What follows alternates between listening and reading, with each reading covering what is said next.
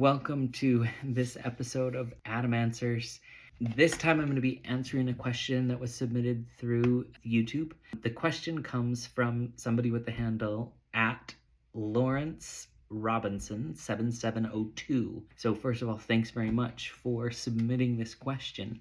Question is, I'm new to SFBT. Why is it not good to venture off into questions that would have the client problem solve?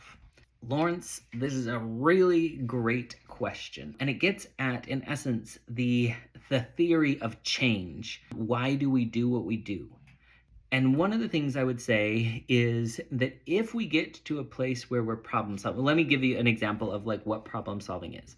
Problem solving is I come in and I tell you I have a problem. Then I listen to that problem and then we brainstorm. And we say, okay, well, this is one possible option of how to fix that problem, or this is another option of how to fix that problem. So we brainstorm some possible solutions. And then we decide, okay, so pick one. Which one do you think will work the best? Let's pick option number 3. Then you go out, you try option number 3, and then you come back and maybe it worked, maybe it didn't. If it worked, great. Then you say, you're done. If it didn't work, then you say, okay, let's go back to the brainstorm. Okay, this time let's pick option number 2. Now, there are a couple reasons why we don't do this. First of all, in order to problem solve, I have to hear the problem. I have to listen to the problem. I have to understand what the problem is. I have to understand the context of the problem. So I now dedicate some really precious therapy time to listening and acknowledging the problem. Well, one of the things that happens in that process is that the brain is rehearsing problem. So in actuality, instead of just trying to understand the problem, we're reinforcing the problem. We're making the problem stick more. We're convincing the body that the problem is the problem.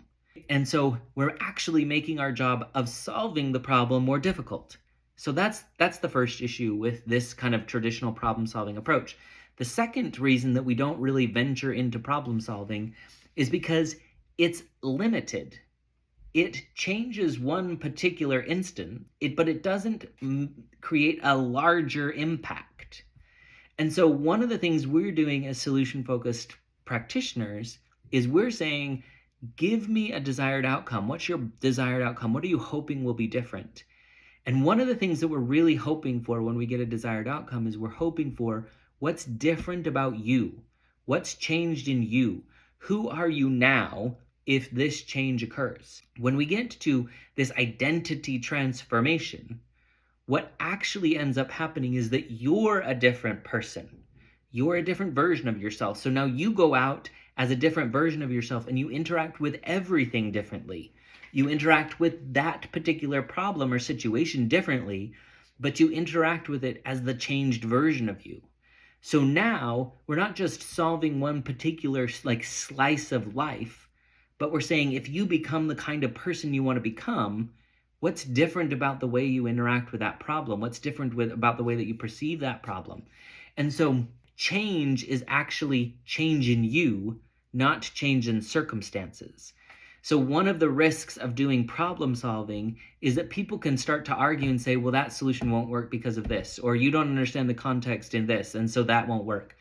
But if you say, who are you when you're who you want to be, when you're the best version of yourself, then now they can't say, well, that's not going to work, because now I'm saying, what's different about how you perceive that problem when you are the version of you that you want to be? So one of the major reasons we don't stick with problem solving is because it's so limited.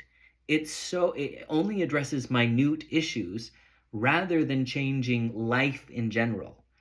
And solution-focused brief therapy is a change-oriented approach. We're looking for, how does change happen?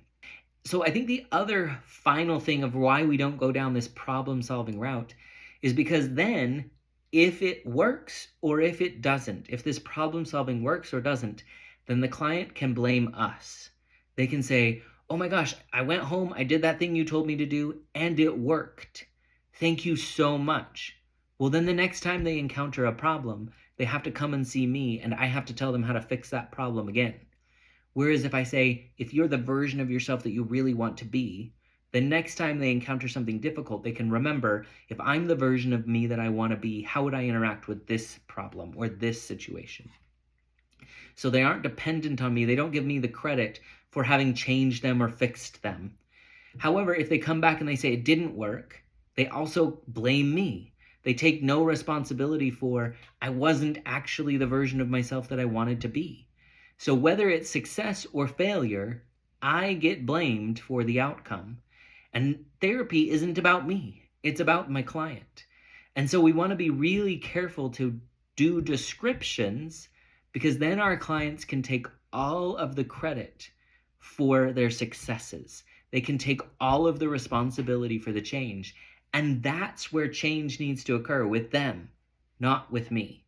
So those are 3 kind of fundamental reasons why we don't do problem solving. Hopefully that's helpful. Hopefully that makes sense. If you have additional questions, please send them to me. I'd be happy to answer.